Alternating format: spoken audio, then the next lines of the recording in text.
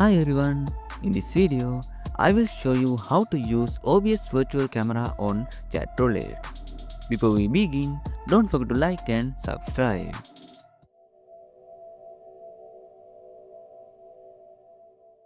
First, I will open OBS Studio. You can see, I have added the color source to make it easy to identify. Next, I will start the virtual camera and minimize OBS Studio. Now, open your browser and go to the Chatroulette.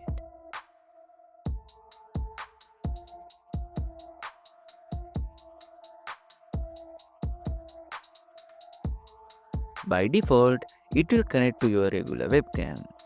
So now, look for the camera switch icon at the top right corner.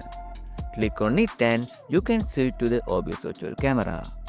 You can also toggle between your real webcam and the OBS virtual camera using the same switch. I hope this video helps you out. If it did, don't forget to like and subscribe. Thanks for watching.